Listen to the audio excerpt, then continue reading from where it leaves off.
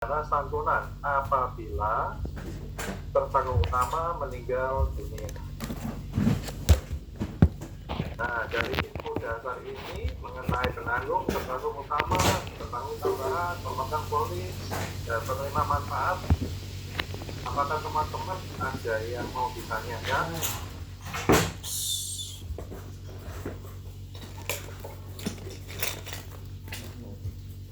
Kalau nggak ada, saya lanjutkan ya. Oke. Rolling generasi baru. Rolling generasi baru adalah produk asuransi jiwa terkait investasi dengan pembayaran premi secara berkala yang memberikan fleksibilitas premi serta cara pembayaran yang sesuai dengan kebutuhannya. Nah, apa aja manfaatnya PGB? Kita lihat satu PGB ya, oleh generasi baru. Ada 6P. Yang pertama, proteksi pensiun. Yang kedua, proteksi kesehatan. Yang ketiga, warisan. Yang keempat, proteksi pendidikan anak. Yang kelima, proteksi aset keluarga. Dan yang keenam, proteksi income. Jadi PGB ini bisa kita manfaatkan sebagai 6P. 6P-nya apa ini? Nanti yang kita lihat. Nah, untuk lebih detailnya untuk masing-masing bagaimana? Nanti lebih lanjut teman-teman bisa tanya ke leader masing-masing ya, karena di hari ini kita nggak membahas secara detail, kita cuma membahas secara garis besarnya aja. Ada yang mau tanya teman-teman untuk slide ini? Mau tanya bisa langsung, bisa chatting ya. Terserah. Oke, kita lanjutin. Ketentuan dasar dari rolling generasi baru. Yang pertama, pakai mata uang rupiah. Yang kedua, minimum premi 4,8 juta per tahun atau setara dengan 400.000 per bulan. Minimum tetap 1 juta rupiah atau 250 US dollar. Usia pemegang masuk, usia masuk pemegang polis harus 21 tahun atau bila belum 21 tahun tetapi sudah menikah dari usia sebenarnya ya. Jadi seumpama usia masih 19 tahun tetapi sudah menikah dengan menunjukkan surat nikah nanti untuk sebagai pemegang polisnya bisa ya. Terus usia masuk dari 1 sampai 70 tahun usia berikutnya. Frekuensi pembayaran yang dapat dipilih adalah tahunan, 6 bulanan, 3 bulanan, dan bulanan. Jadi teman-teman untuk frekuensi pembayaran bisa dipilihkan untuk nasabahnya. Nasabahnya suka yang mana, atau lebih nyaman yang mana, atau cocok yang mana, terserah ya. Dan selanjutnya ada yang mau tanya? Oke, kita terusin. Next slide. Selanjutnya ketentuan dasarnya, minimum penarikan dana adalah 500.000 dan sisa dana adalah 3 juta rupiah. Cara pembayaran bisa transfer ATM atau debit rekening dan kartu kredit. Khusus untuk auto debit rekening bebas biaya administrasi. Nah, ini untuk kata-kata ini, untuk poin ini teman-teman bisa ada nilai plusnya untuk nasabah. Jadi nasabah teman-teman disarankan aja untuk auto debit rekening supaya apa? Bebas biaya admin. Lumayan dong biaya adminnya nanti. Di slide-slide berikutnya nanti saya jelaskan. Terus uji premi baru dapat berjalan setelah polis berjalan lewat dari 36 bulan. atau tahun keempat dari usia polis. Tahun keempat baru boleh cuti premi ya. Polis menjadi tidak aktif atau lapse ketika belum ada pembayaran premi lanjutan H-1 dari tanggal jatuh tempo bulan selanjutnya. Jadi contoh seumpama jatuh tempo pembayaran premi adalah bulan ini ya, kan ada nanti kriteria mundurnya kan H-1. Jadi hari ini tanggal 1 berarti tanggal 31 atau tanggal 31 kemarin itu H-1 berarti tanggal 30 bulan ini paling lambat untuk bayar ya. H-1 dari tanggal jatuh tempo bulan berikutnya. Itu teman-teman ya. Oke, ada yang mau tanya mengenai slide ini? Gak ada, kita lanjutin ya. Nah, ECG atau rolling generasi baru ini ada yang namanya manfaat dasar dan manfaat tambahan. Yang saya mau bahas di sini adalah manfaat dasarnya dulu. Manfaat dasarnya adalah manfaat meninggal. Dibayarkan 100% uang pertanggungan rolling generasi baru. Masa pertanggungan sampai usia 99 tahun. Yang kedua adalah manfaat jatuh tempo. Tertanggung utama masih hidup hingga usia lebih dari 99 tahun. Dibayarkan 100 tahun uang pertanggungan rolling generasi baru ditambah dengan saldo nilai tunai. Jadi kalau nasabah meninggal sebelum usia 99, uang pertanggungan dibayarkan 100%. Tetapi kalau nasabah hidup lebih dari 99 tahun, maka uang pertanggungannya juga dibayarkan plus nilai saldo nilai tunainya. Jadi ibaratnya ini manfaat pertanggungannya nasabah pasti dapat. Hidup lebih dari 99 dapat, meninggal sebelum usia 99 juga dapat ya. Ada yang mau tanya selain ini? Oke, kalau tidak ada kita lanjutkan. Nah, di rolling generasi baru juga ikut yang namanya konsep lien. Apa itu konsep lien? Konsep lien adalah polis dengan tertanggung anak di bawah usia 5 tahun. Maka uang pertanggungan yang dibayarkan sebagai berikut. Tahun pertama usia 1 tahun, ulta berikutnya 1 tahun dibayarkan 20%. 2 tahun 40%, 3 tahun 60%, 4 tahun 80%, 5 tahun 100%. Jadi kalau teman-teman nanti ada case atau calon nasabah anak-anak di bawah usia 5 tahun, konsep diet ini teman-teman harus kasih tahu, diberitahukan. Jadi uang pertanggungannya tidak langsung cair 100%, tergantung dari usia anak apabila amit-amit ini meninggal dunia ya teman-teman ya. Jadi untuk anak-anak di bawah usia 5 tahun, tetapi kalau calon nasabah teman-teman ini usianya lebih dari 5 tahun untuk anak-anak, tidak perlu, konsep yang ini tidak berlaku. Ada yang tanya mengenai konsep lien ini?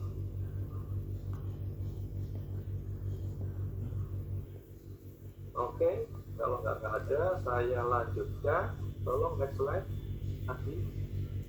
Nah, tadi di rolling generasi baru kita sudah bahas yang namanya manfaat dasar.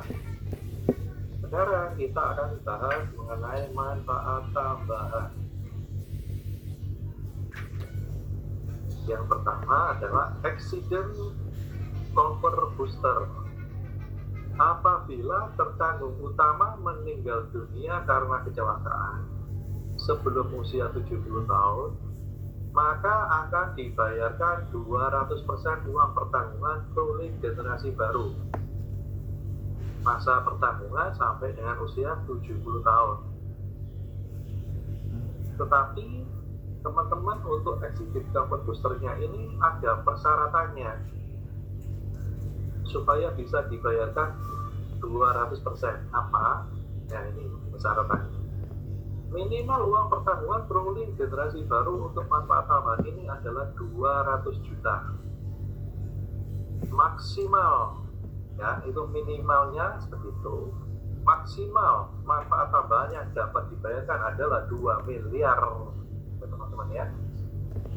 Jadi contoh begini, saya kasih contoh. Nasabah ambil uang pertanggungan 100 juta, meninggal karena kecelakaan. Maka uang pertanggungan yang dibayarkan meskipun meninggalnya karena kecelakaan cuma 100 juta aja. Tuh, katanya dibayarkan 200 juta Pak. Ya, 200 juta kalau uang pertanggungannya adalah 200 juta. Karena ini uang pertanggungannya 100 juta, maka dibayarkan cuma 100 juta. Nah, tetapi kalau lain cerita, seumpama nasabah ini ambil PGB, uang pertanggungannya adalah 300 juta. Tiba-tiba meninggal karena kecelakaan. Maka uang pertanggungan yang dibayarkan oleh rolling generasi baru adalah 300 juta dikalikan 200%, maka keluar sebesar 600 juta. Ya. Jadi teman-teman harus ingat, ada patokan di bawah adalah 200 juta. Harus lebih dari 200 juta atau sama minimal. Terus manfaat tambahannya ada maksimalnya cuma 1 miliar. Contoh, nasabah mengambil uang pertanggungan jiwa sebesar 100 miliar. 1 miliar ya. Tiba-tiba meninggal dunia. Maka manfaat yang dibayarkan adalah meninggal dunianya karena kecelakaan ya teman-teman ya. Maka manfaat tambahan yang dibayarkan adalah sebesar 1 miliar kali 200%. Berarti sama dengan 2 miliar. Nah, tetapi kalau seumpama nasabahnya adalah punya uang pertanggungan jiwa sebesar 1,5 miliar. 1,5 miliar. Uang pertanggungannya berapa? Seumpama nasabah punya uang pertanggungan 3 miliar. 3 miliar ya. Terus meninggal karena kecelakaan, maka manfaat yang bisa dibayarkan adalah cuma 5 miliar aja. Kenapa? Ya, kan ada ketentuannya tadi persyaratan. Manfaat tambahan yang dapat dibayarkan cuma 2 miliar, berarti 3 miliar yang aslinya tadi, UP aslinya, plus maksimal yang bisa dibayarkan cuma 2 miliar, bukan 6 miliar. Nah, teman-teman ingat di situ ya, manfaat maksimalnya bisa dibayarkan cuma 2 miliar aja tambahannya. Ada yang mau tanya mengenai executive cover boosternya ini? Mengenai poin selanjutnya?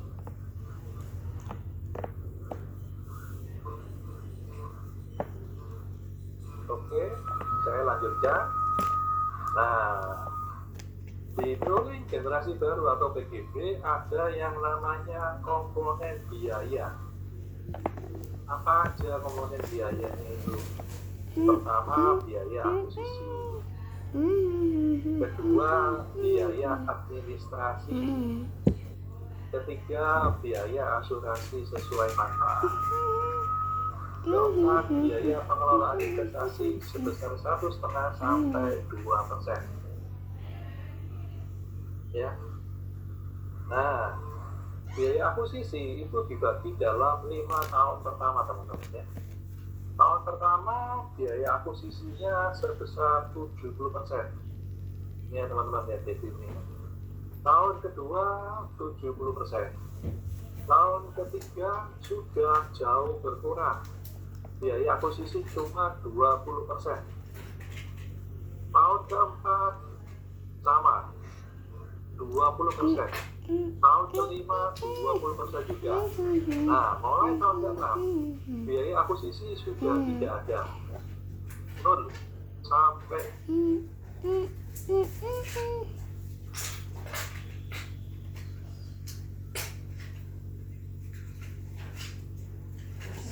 dua puluh lima tetap sebesar 5%. Nah, kadang nanti teman-teman akan ditanya kira-kira sama calon nasabah, biaya akuisisi di Prudensial berapa persen? Teman-teman bisa jawab sebesar 200% yang akan dibagi dalam 5 tahun pertama usia polis, ya, 200%. Dari mana? Ya ini teman-teman, ya, ini tabel ini. Tahun pertama 70, tahun kedua 70, 70 tambah 70, 140. Tahun ketiga 45, kan 20%, nah berarti 60. 140 plus 60%, 200% ya. Jadi ingat-ingat itu ya. 200% untuk biaya akuisisi. Oke, ada yang mau tanya mengenai slide ini?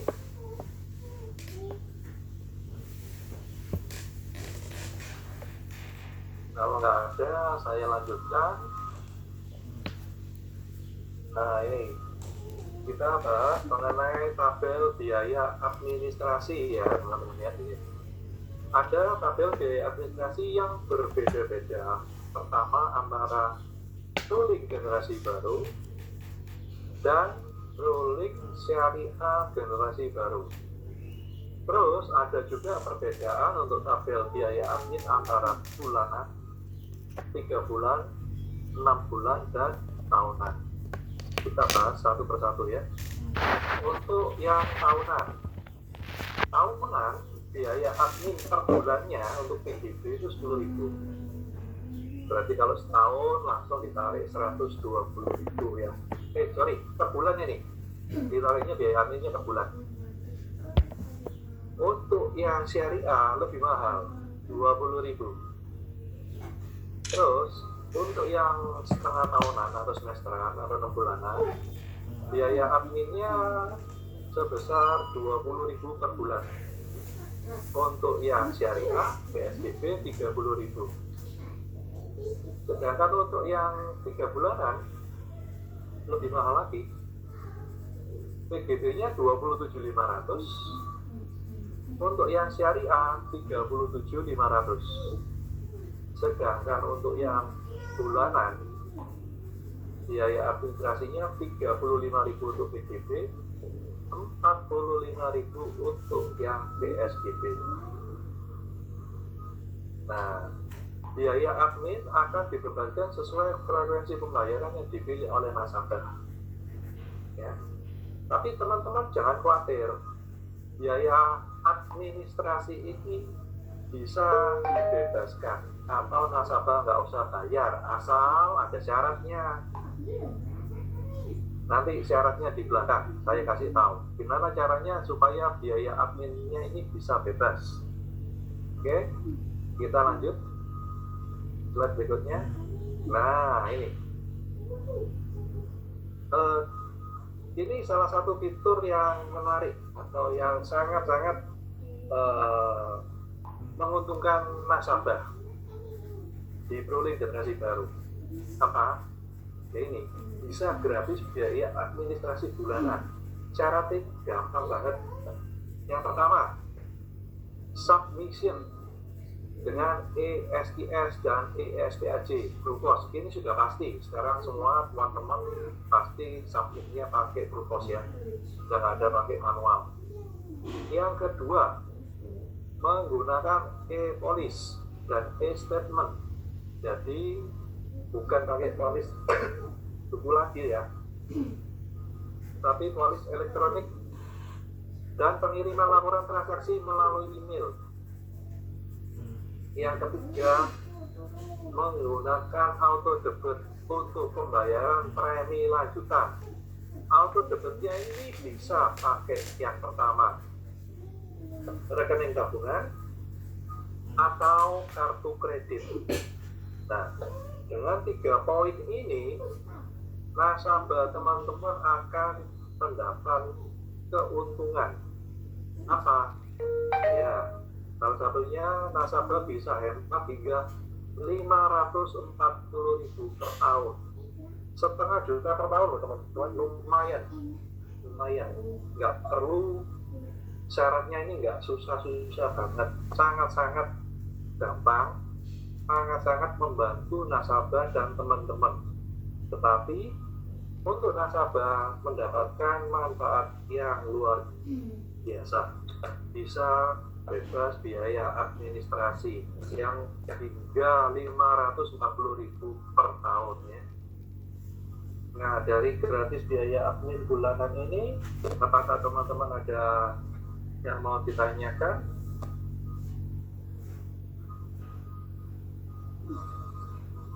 Nggak ada, saya lanjutkan ya. Next slide, belum? Nah, ini ada yang namanya contoh biaya akuisisi. Contoh premi 2 juta per bulan. Teman-teman lihat di sini ya. Kalau kita setahunkan menjadi 24 juta. Ya. Di sisi kiri ini adalah untuk premi asuransi dasar ya. Contoh dari 24 juta ini adalah seumpama 18 juta untuk premi asuransi dasar. Sisanya 6 juta di sisi sebelah kanan sebagai investasi ya. Nah, untuk perbandingan antara 18 sama 6 ini nggak ada patokannya. Terserah teman-teman mau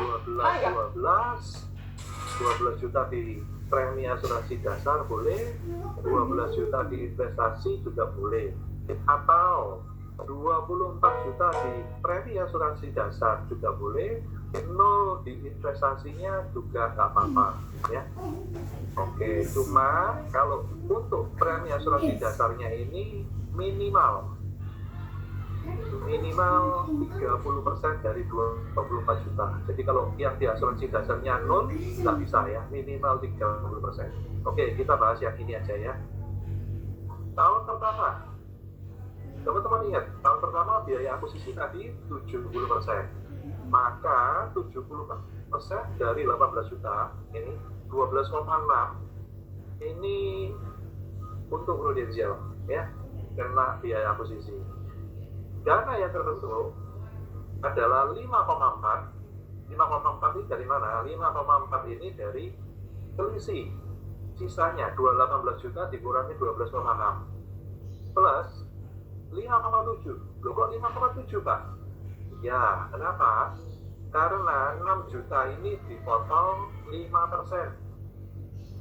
Biaya pengelolaan investasinya 5%, maka di sini ada 5,7 ya.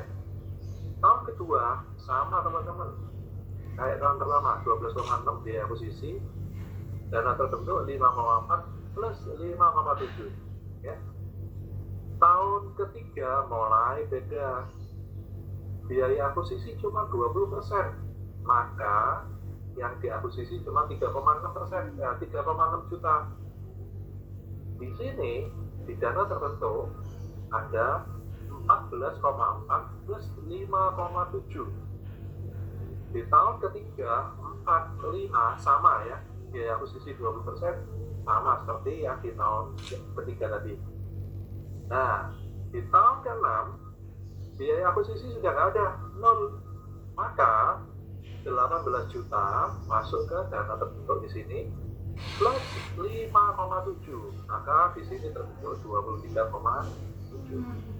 Nah, nanti ya teman-teman ya, untuk contoh biaya akuisisinya ini, ada yang mau ditanyakan dari slide ini? Nggak jelas, tanya aja, nggak apa-apa.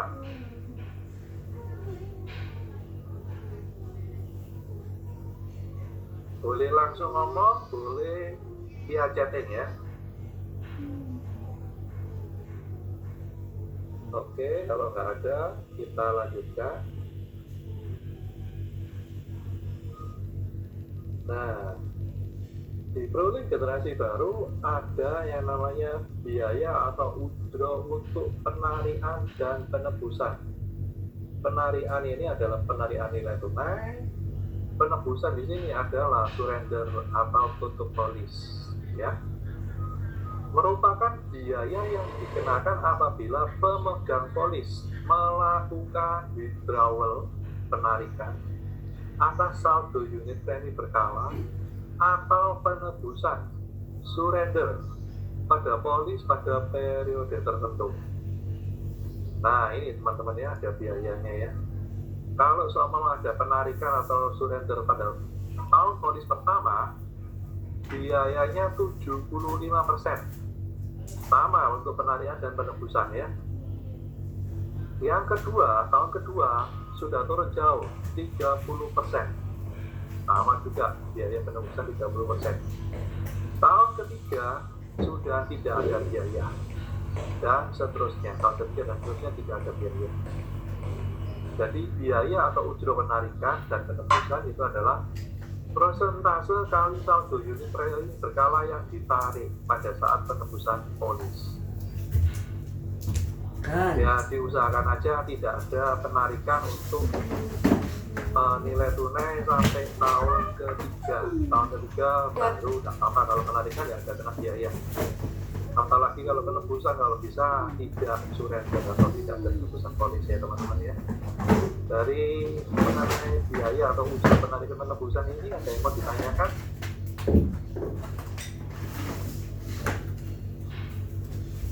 Nggak ada, kita lanjutin ya. Tolong next slide. Nah,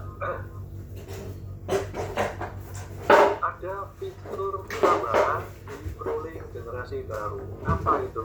Sate opo khas Indomaret.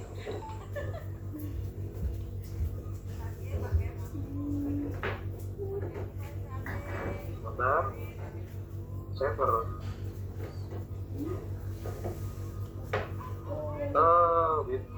Withdrawal saver.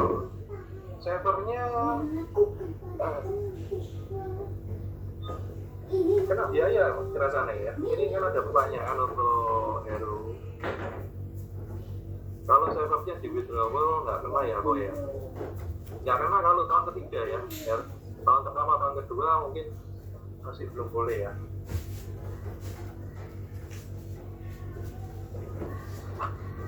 Oke, kita lanjutin. Fitur tambahan Pro Booster Proteksi. Apa itu? Kenaikan UP Jiwa, PGB atau PSGB dan Proling Term naik 5% per tahun. Nggak perlu medical check up. Naik setiap ulang tahun polis. Batas maksimal sampai dengan 55 tahun atau 10 tahun sebelum Proling Term-nya berakhir. Ya. Jadi ini fitur tambahan PGB ini unik ya. Jadi setiap tahun bisa naik sebesar 5% UP-nya, UP jiwanya itu tanpa ada medical ulang. Nah, fitur ini bisa teman-teman tawarkan pada saat pertama kali pengajuan ya,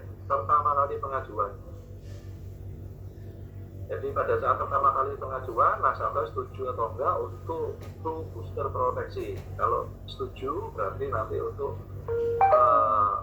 tahun-tahun berikutnya, setiap ulang tahun polis, maka UP-nya akan naik sebesar 5%. Dan karena UP naik sebesar 5%, maka ada penambahan API setiap tahun untuk teman-teman secara otomatis. Nah, kalau ada tambahan UP, berarti ada tambahan API untuk teman-teman ya. Ada tambahan API untuk teman-teman, berarti ada tambahan komisi juga. Dan untuk nasabah, preminya juga otomatis setiap tahun akan naik. Ya, teman-teman ingat itu ya. Nah, Proling Generasi Baru ini harus diambil pada saat pengajuan SPAJ. Tetapi kalau polis sudah berjalan, maka booster proteksinya tidak bisa diambil. Tetapi kalau seumpama dari nasabah itu sudah merasa cukup untuk UP jiwanya naik dan atau mungkin nasabahnya nggak mau preminya naik, kepingin tuh booster proteksinya berhenti, bisa di tengah-tengah usia polis ya. Tapi untuk pengajuan harus di awal. Nah, perlu diketahui setiap ada peningkatan manfaat UP jiwa PGB atau PSGB dan lingkem, maka premi harus dibayarkan akan bertambah sebesar kurang lebih 5% dari premi tahunan sebelumnya. Selisih premi akan menambah api pada tahun berjalan ya. Ada yang mau tanya untuk booster proteksi?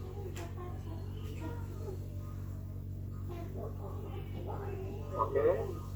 Nah, ini booster proteksi akan berhenti. Nah, booster proteksi bisa berhenti loh apabila terjadi seperti ini.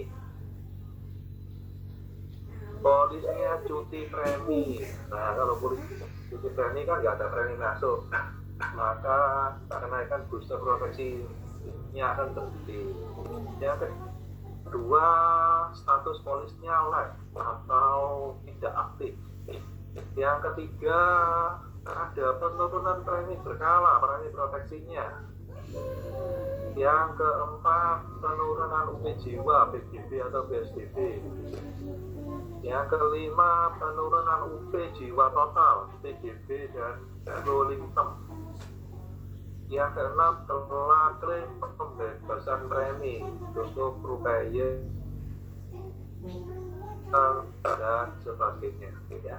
Jadi fitur booster proteksi tidak dapat diambil pada tengah pertanggungan yang tadi saya sempat singgung di awal ya. Jadi harus diambil pada saat awal pengajuan asuransi.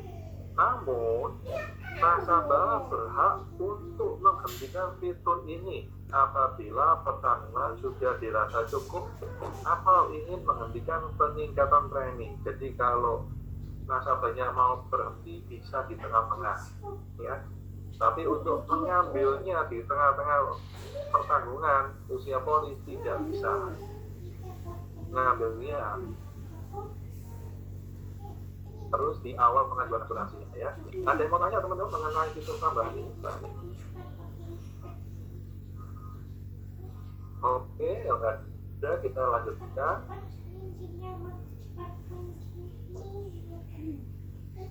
Nah, ini dikasih contoh ini ya.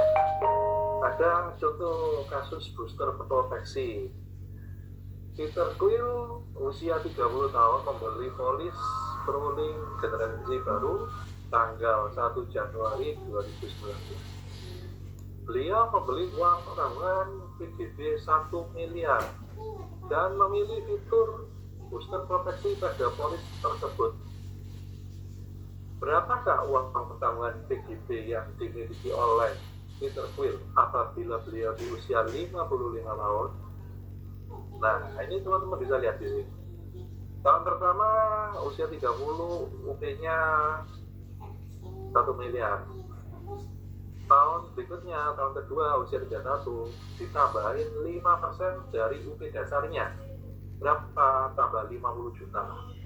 Tahun ketiga ditambah lagi 50 juta menjadi 1,1 juta, seterusnya setiap tahun ditambah 50 juta sampai usianya Pak Peter Quill 55, maka UP PGB-nya menjadi 2 miliar 250 juta.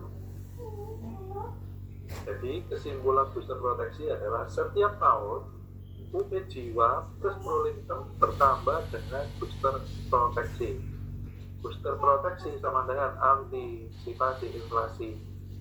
Jadi contoh sekarang, contoh seumpama uang 1 miliar untuk sekarang lumayan gede. Tetapi nanti pada saat 26 tahun kemudian 1 miliar nilainya nggak seperti sekarang, mungkin lebih kecil. Nah, untuk mengantisipasi inflasi ini, teman-teman bisa sarankan ke nasabahnya bisa ambil untuk yang namanya flu booster proteksi, supaya apa? UP-nya bisa mengantisipasi inflasi ya. Tetapi itu kan tergantung dari nasabah bersedia atau enggak. Teman-teman juga harus ingatkan, setiap peningkatan UP setiap tahunnya akan bertambah juga nilai preminya yang dibayarkan oleh nasabah. Oke? Dari ini ada yang mau tanya lagi untuk kasus booster proteksi? Nggak ada, kita lanjutin ya. Next slide. Nah, selain proteksi ada juga yang namanya booster investasi. Nah, apa itu? Ini manfaat tambahan alokasi investasi sejak premi pertama kali dibayarkan dan akan terus didapatkan oleh nasabah selama premi dibayarkan tepat waktu dalam masa grace period.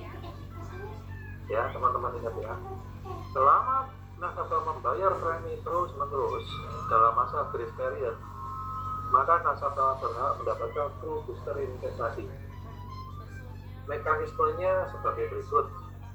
Nominal bonus investasinya ya, tahun pertama sampai tahun ke-10 sebesar 5% kali premi berkala. Tahun ke-11 dan seterusnya lebih gede teman-teman, 10% kali premi berkala.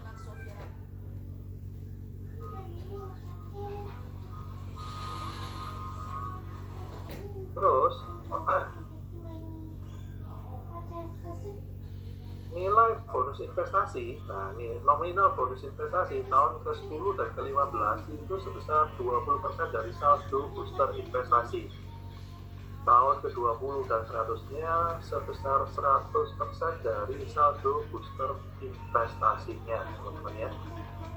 Ini saya berhenti dulu, saya kembali ke slide yang sebelumnya. Ada pertanyaan dari Pak Toto. Besarnya preminya naiknya berapa persen per tahunnya kalau ambil booster proteksi? Nah, kenaikannya itu kurang lebih 5% dari premi tahunan ya. 5% dari premi tahunannya. Tadi kan di depan ada disebutkan kurang lebih 5% ya Pak Toto ya. Nanti tapi kalau jadi dari tahunan 5% bisa lebih bisa kurang. Mau lebih detailnya coba hitung aja Pak. Tahun sekian berapa, nanti kalau ditambahin berapa tuh ya. Kurang lebih 5% Pak Toto. Oke. Nah, saya mau tanyakan lagi. Terus oke, next slide dong.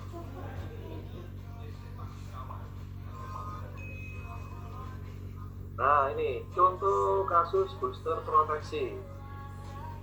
Peter Parker memiliki polis dengan porsi premi berkala 10 juta per tahun ya. Berikut perhitungan true booster investasinya ya. Tahun pertama 5%, 500 ribu ini dari mana? Ya hitungnya dari 10 juta ya teman-teman ya. Maka booster investasi tahun pertama ini di kolom pertama ini booster investasi, kolom kedua ini akumulasi, kolom ketiga ini saldo nilai tunai ya. Nah di sini tahun pertama sampai tahun ke-10 5% ya, berarti tetap 500. Kalau diakumulasikan tahun pertama sampai tahun kedua ini 1 juta, ini berarti 500 1 juta tambah 500, maka tahun ke-10 sebesar 5 juta gitu ya akumulasinya. Saldo nilai tunai, nah ini teman-teman ditanya, itu nih gimana Pak?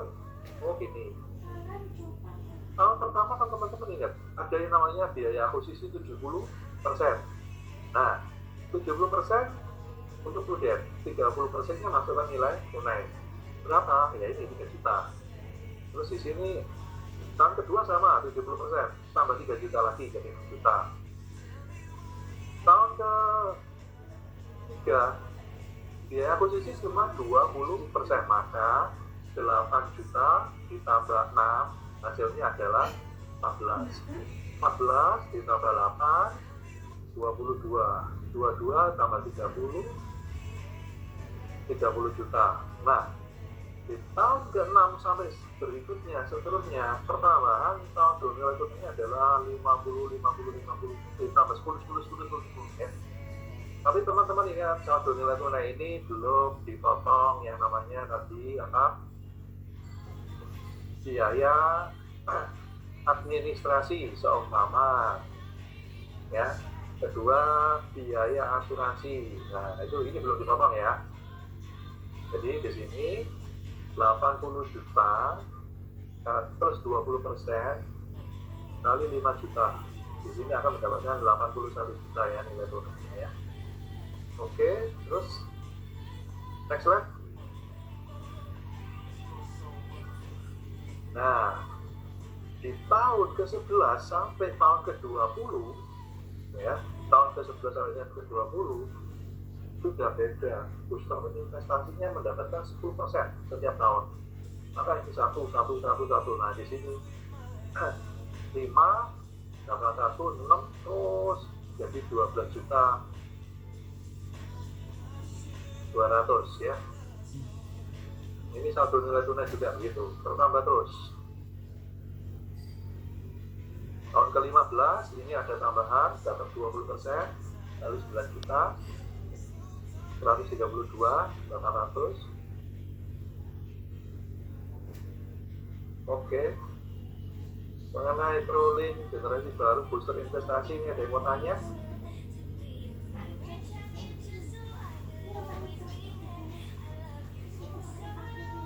Oke, kalau nggak ada kita next slide ya. Nah, ini ada ketentuan rolling generasi baru, ketentuan umumnya ya, booster investasi ya. Untuk booster investasi, penarikan tidak dapat dilakukan dari saldo booster investasi kecuali setelah jadwal rilis ya, pro booster investasi. Premi backdate tetap mendapatkan booster investasi. Apa itu premi backdate? Biasanya kalau nasabahnya ulang tahunnya itu lewat dari tanggal pembukaannya, mungkin sudah lewat 1 bulan, 2 bulan, itu bisa dibuatkan premi backdate supaya preminya dari nasabah lebih murah ya. Terus ketika manfaat pembebasan premi disetujui,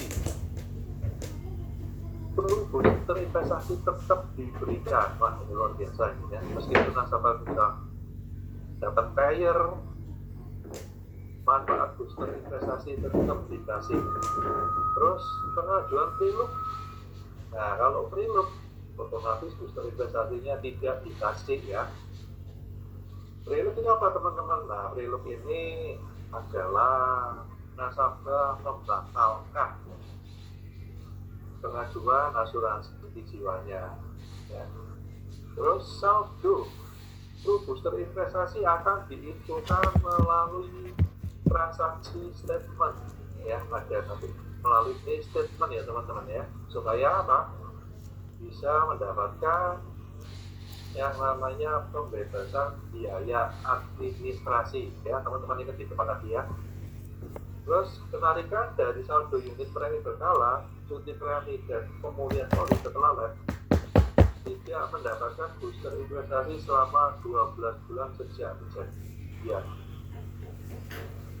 Jadi kalau ada kejadian lab pemulihan, booster proteksinya berhenti selama 12 bulan ke depan aja. Dan ketiga nanti booster investasi akan diberikan lagi ya. Oke, ada yang mau tanya di ketentuan umumnya ini?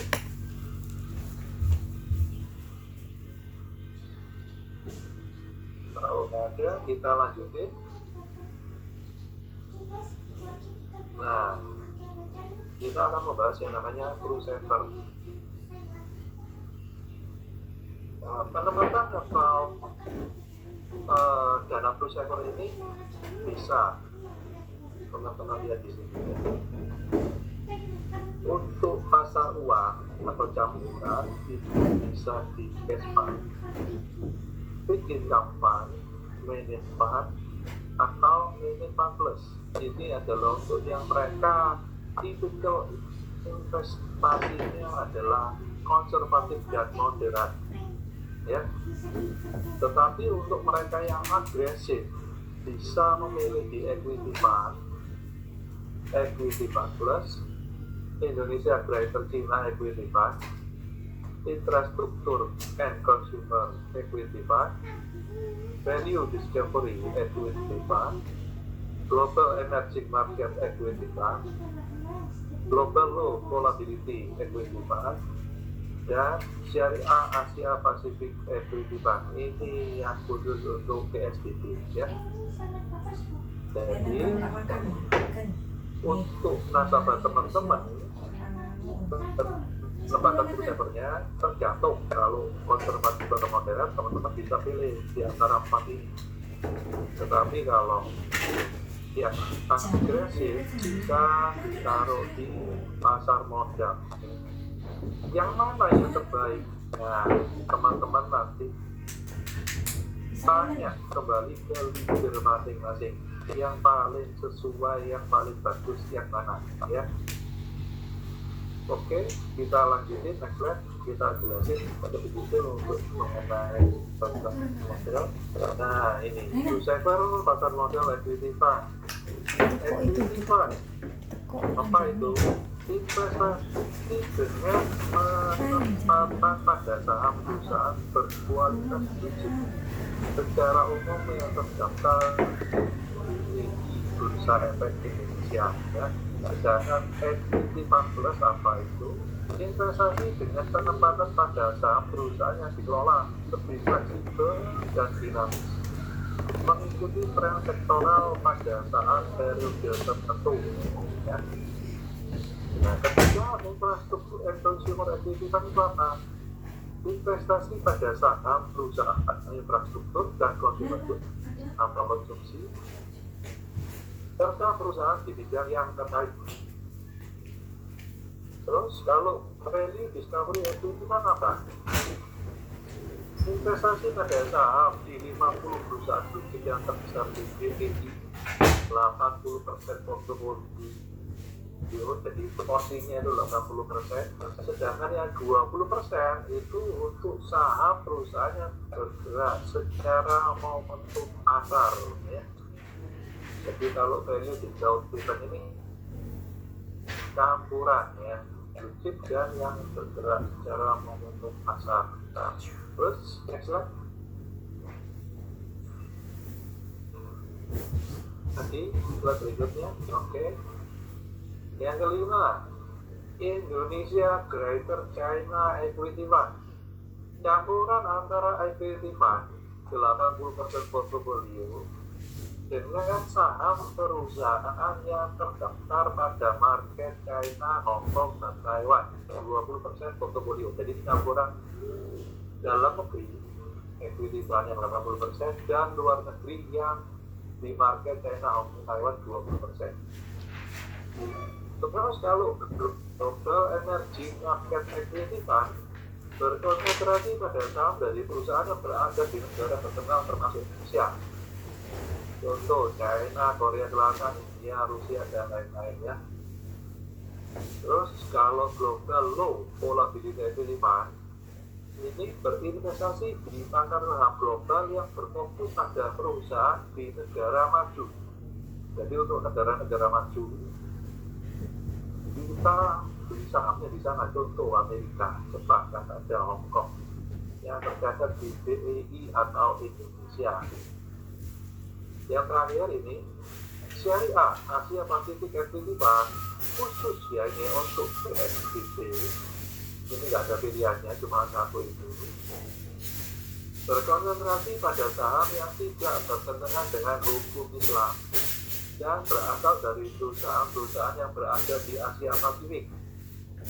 Jadi di China, Korea Selatan, India, dan lain-lain, kecuali Jepang. contoh sahamnya Alibaba Group, Samsung, Tencent, dan lain-lainnya. Oke, kita lanjut, next slide. Adi, tolong.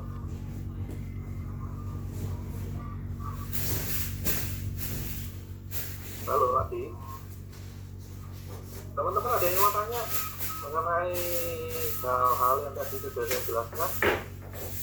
Nah, berarti ini bagian saya sudah selesai untuk menjelaskan mengenai PBB. Teman-teman ada yang mau tanya, silakan. Kalau ada yang mau tanya mengenai PBB ada yang nggak jelas, lebih baik nggak jelas di depan di forum ini, kita bisa bertanya daripada nanti nggak jelasnya di depan calon nasabah. Ya, nggak ngerti lebih baik di sini daripada nggak ngerti nanti di depan calon nasabah. Bisa chatting, bisa langsung mic-nya dinyalain ngomong. Ada yang mau tanya?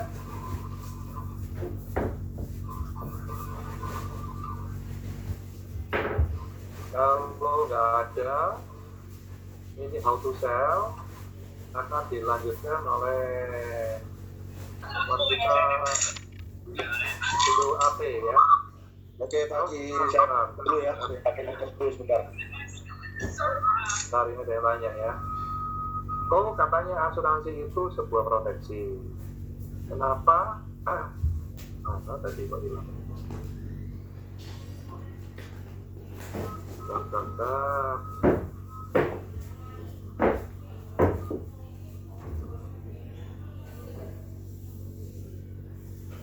Hilang ya. Tadi tanya kenapa kok masih ada investasinya ya. Jadi kalau memang teman-teman dari gini, tujuannya dari property unit link itu sebenarnya begini, saya tadi sukses. Kenapa kok ada investasinya? Investasinya ini sebenarnya bukan murni ada keuntungan, bukan. Jadi contoh seumpama nasabah kan ada pilihannya dua. Yang pertama, nasabah kepingin membayar seumur hidup, atau nasabah kepingin membayar suatu periode tertentu, berarti tetapi proteksinya jalan terus. Nah, kalau nasabah kepingin membayar terus, berarti dari awal adalah settingnya proteksi 100%, untuk servernya atau investasinya 0. Kita kasih tahu, kita kasih penjelasan. Berarti nasabah akan terus membayar selamanya. Ya. Nah, tetapi kan ada nasabah yang berpikir, nanti kalau saya tua, saya sudah tidak produktif, tidak bekerja, saya nggak ada income, kan saya nggak bisa bayar premi, gimana caranya? Bisa. Kita kasih solusi yang kedua, apa? Nasabah bayarnya kita kasih periode tertentu. Contoh, berapa tahun? Nah, contoh, kita kasih periode katakanlah minimal 20 tahun ya teman-teman ya. Kenapa kok harus 20 tahun? Ada sebabnya. Pertama, untuk pembayaran 20 tahun ini ada keuntungan untuk nasabah. Nah, yang baru kita pelajari, nasabah akan mendapatkan hak yang namanya Pro Booster investasinya secara full, ya kan? Secara maksimal. Nah, kalau ada tambahan Pro Booster investasi secara maksimal, nanti di nilai tunai juga akan semakin tinggi.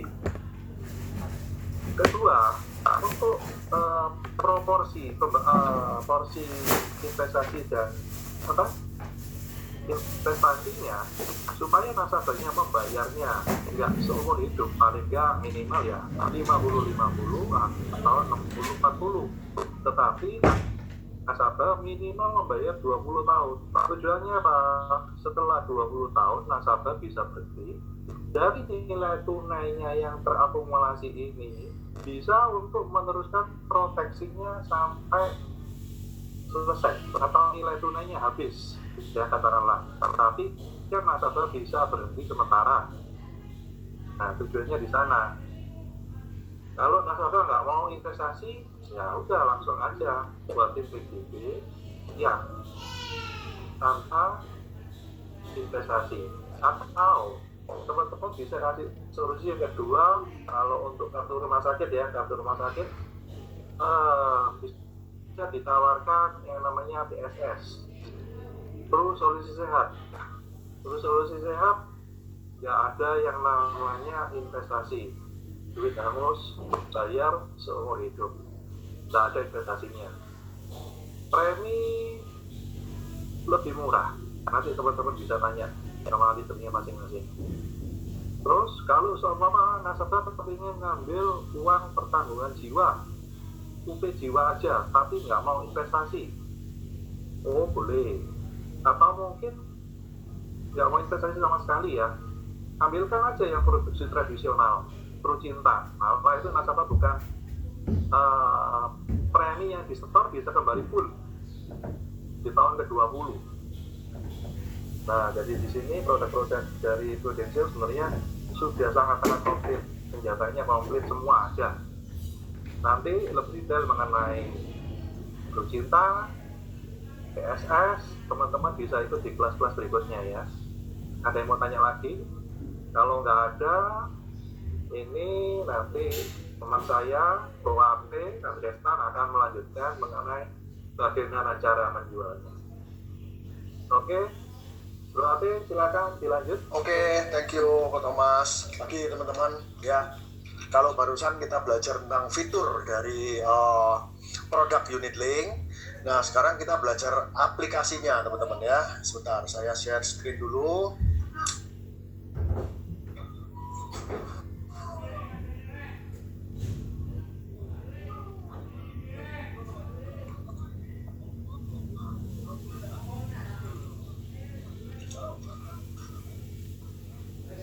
Oke, sudah keluar gambarnya ya di sana ya.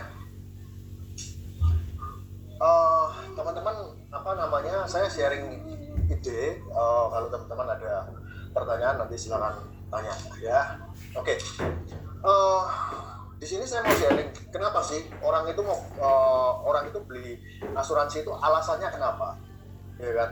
Nah, sama-sama kita ketahui orang itu nggak semuanya butuh asuransi teman-teman ya.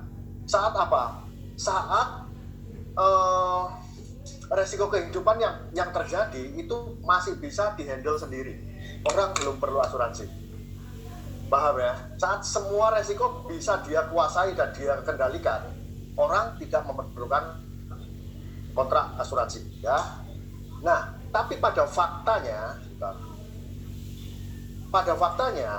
dalam setiap perencanaan keuangan, namanya perencanaan keuangan itu kita mempersiapkan mulai sejak kita punya anak, boleh kan? Punya anak, kita sudah bekerja, ya kan? Ini kan siklus bagaimana proses kehidupan terjadi teman-teman ya, mulai dari siklus anak-anak, remaja, bertumbuh, sekolah, kuliah, sampai berkeluarga dan sampai masa tua ya, masa pensiun.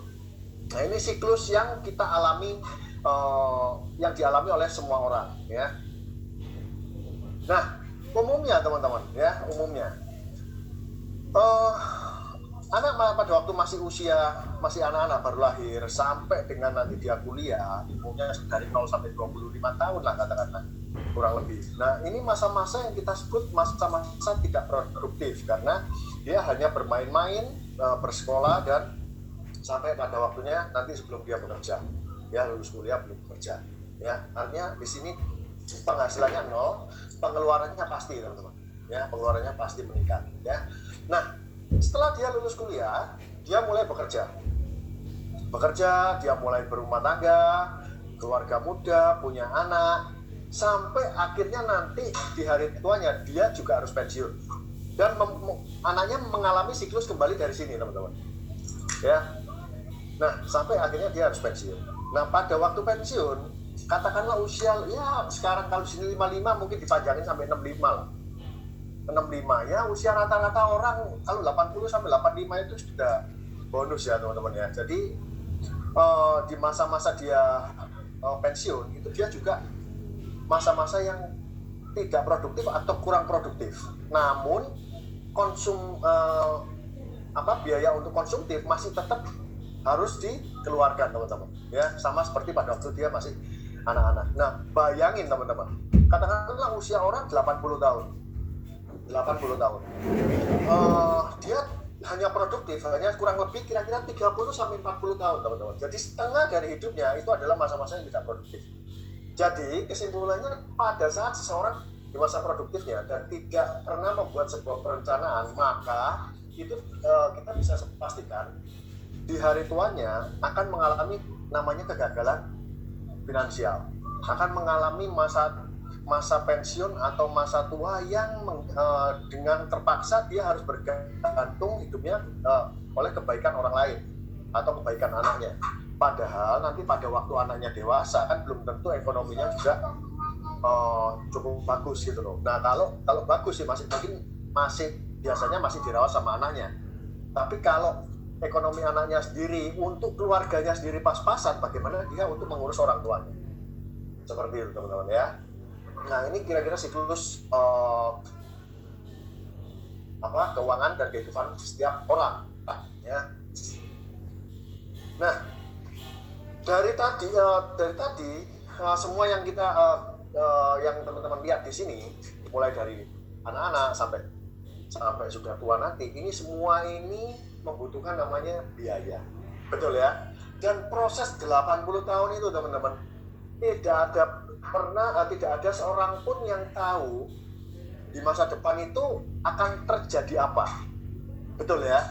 Kalau misalkan kita sudah tahu kalau kita misalkan bisa tahu apa yang akan terjadi, terima SMS gitu dari langit gitu kan, akan ada kejadian enak teman-teman, mempersiapkan ya. Karena kita tidak pernah ada yang tahu, maka diperlukan namanya perencanaan keuangan. Perencanaan keuangan itu bukan berarti cuma merencanakan aku mau anakku sekolah dan bagaimana saya harus menabungnya berapa, menabung di mana kan gitu. Bukan hanya itu, tapi perencanaan keuangan yang komprehensif adalah serangkaian perencanaan di mana juga di sana ada manajemen resiko. Artinya apa? Pada waktu plan A yang saya rencanakan ini gagal, dan plan B-nya apa untuk membuat rencana ini berhasil.